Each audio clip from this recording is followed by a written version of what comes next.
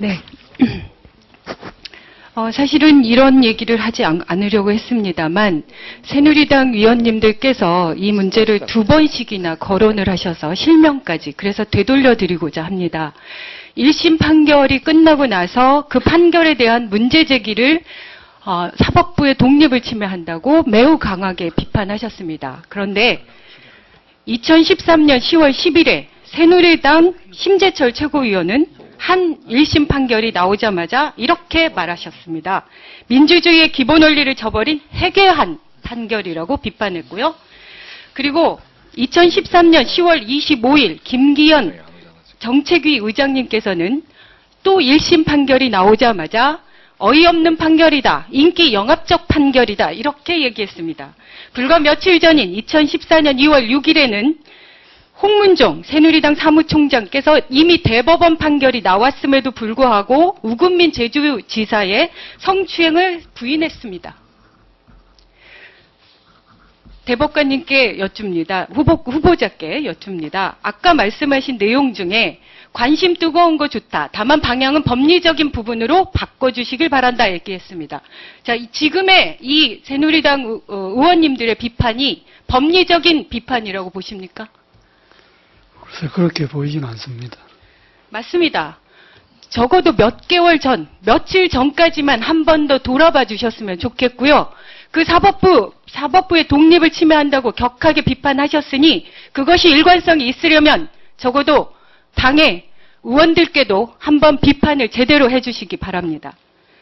그리고 또 하나 여쭙겠습니다. 대법원은 사실 여러 가지의 문제가 있겠습니다만 상고법 사건에 대해서 몇 년씩 걸리기도 합니다. 알고 계시죠? 그렇습니다. 네. 이번 재판 대법원 판례에 따르면 길게는 7년째 아직도 판결이 나오고 있지 않습니다. 그 판결에 대해서 혹시 알고 계십니까?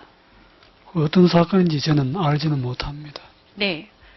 상기시켜드리면 2007년 2월에 서울고법 행정 11부에서 서울 경기 이주 노동자 노동조합에 대해서 노동 설립 신고 필증을 내주지 않은 것에 대해서 문제 있다라고 부당하다고 판결을 내렸고 그 즉시 상고가 돼서 여전히 대법원에 7년째 아무런 판결도 나오고 있지 않습니다. 이 부분에 대해서 문제가 있다고 생각하지 않으십니까? 후보자께서는. 그래서 가능하면 대법원도 빨리 재판하려고 노력하고 있는 걸로 알고 있습니다만 사건이 워낙 많다 보니까 그런 경우도 생기는 것 같습니다. 저는 이게 그렇게만 말씀하시기는 어려운 게 아닌가라는 생각이 듭니다. 우리나라의 현재 이주 노동자의 현실은 너무나 열악합니다. 알고 계시겠지만 그 문제들을 제기했던 대부분의 이주 노동자들이 결국 쫓겨나고 해외로 강제 출국 당하기도 했습니다. 그렇기 때문에 이해 당사자들에게는 이런 판결 자체가 너무나 문제가 그 판결이 거의 자신들의 목숨을 담보하거나 자신들의 삶을 결정하는 조건이 되는 것입니다. 저는 이 사건이야말로 대법원이 아까도 말씀하셨습니다. 후보자께서 대법원이라는 역할이 갈등들을 완충지대 역할을 하고 싶으시다. 이렇게 얘기하셨습니다. 그렇다고 하면 적어도 우리가 이렇게 끊임없이 노사 대립이 문제가 되고 이주 노동자들에 대한 관용이나 이런 부분들이 제대로 이루어지지 않고 있는 이 현실에서 더군다나 최근에 너무나 문제가 됐던 아프리카 박물관의 아프리카 예술가들의 그 열악한 조건 제가 직접 가서 목도했습니다만 그런 문제들이 계속되고 있는데 7년째 방치하고 있는 것은 또 다른 공범일 수 있다고 생각하는데 어떻게 생각하십니까? 우리 대법원이 여력이 되는 한 가능하면 좀 빨리 재판할 필요가 있다고 생각합니다. 저는 그렇게 생각합니다. 우리나라의 가장 심각한 문제가 저 역시도 제가 그 공범이지 않나라는 생각을 끊임없이 해봅니다만 그래서 정치인으로서의 제 자리가 너무나 부담스럽고 힘겹습니다. 우리나라가 보수와 진보라는 그런 대립이 지나치게 되면서 일방적으로 종북이라는 논리 이런 부분들에 의해서 생채기를 서로 내고 있는 격렬하게 논쟁이 되고 있는 이런 시점에서 저는 이른바 종전 권위주의 정권 시대의 시국 사건들에 대한 재심에 대한 판결들이 대법원에서 계속 묶여있는 그 상황에 대해서도 저는 문제 제기를 하고자 합니다. 실제로 3년 이상 검찰은 이 모든 재심에 대해서 무죄가 나면 특별한 이유 없이 불복해서 상고를 하고 있습니다. 그러나 재심을 통해서 무죄 판결 받은 사건치고 대법원에서 단 한 번도 파기환송되지 않았습니다. 그런데도 여전히 3년 이상씩 대법원에서 판결을 미루고 있습니다.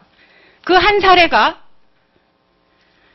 남조선 해방 전략당 사건입니다. 이 사건은 2011년 1월에 이미 무죄 판결이 받았는데 아직도 판결이 나고 있지 않아서 그 중에 한 분이 1968년부터 20년간 복역한 그 고통 속에 복역을 했을 그 당사자가 2012년 89세 나이로 돌아갔습니다. 자, 이걸 어떻게 하실 겁니까? 지금 재심에서 무죄 판결을 받은 그 수많은 사람들이 당연히 그 사건만으로 자신이 명예회복이 되고 돈 몇 푼을 받아서 그 모든 상처가 해결이 될 수 있다고 생각하지 않으신다고 후보자께서도 얘기하셨습니다. 맞습니까? 예, 그렇습니다. 그렇다고 하면 후보자께서는 만약에 대법관이 되신다고 하면 이 모든 문제들, 저는 그렇게 생각합니다. 검사가 모든 정보들과 강제 수사권을 다 가지고 있으면서도 여전히 1심에서 무죄 판결을 나면 일률적으로 항소하고 있습니다. 그런 부분들에 대해서 문제 제기가 돼야 되는 것처럼 이런 사건들은 그 무엇보다도 더 엄중하니 조금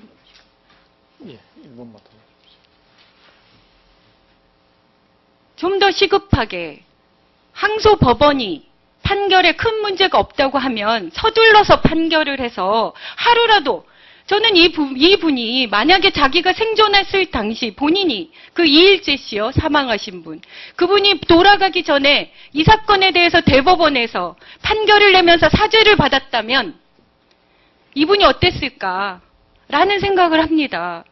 거기에 대해서 후보자의 입장을 한 번쯤 얘기해 주시면 좋겠습니다. 대법원에서 불필요하게 길게 끌고 있는 사건들에 대해서 어떻게 하실 건지에 대한 입장을 밝혀주셨으면 좋겠습니다.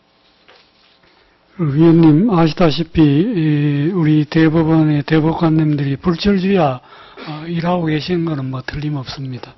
근데 그 사건 부담이 외국의 대법관에 비해서 뭐 작게는 몇 배에서 많게는 수십 배 이르기까지 하고 최우선 사건이 아시다시피 이제 형사 구속 사건은 만기가 있기 때문에 최우선으로 처리해야 되고요.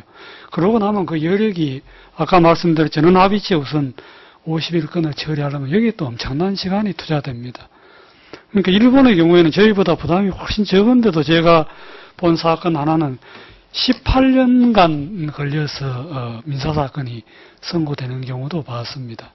말하자면 망막에 이상이 있어서 애가 태어났는데 그 사건을 그 애가 18살 때부터 이제 선고되는 그런 경우도 있습니다만 그걸 우리가 단순 비교할 수는 없지만은 대법원이 가능하면은 지금 말씀하신 대로 가능한 우선순위를 가려서 조금 그 우선순위를 새로 정립할 필요는 있다고 생각합니다. 예, 진선미 의원님 수고하셨습니다. 다음은 김진태 의원님 질의해 주십시오.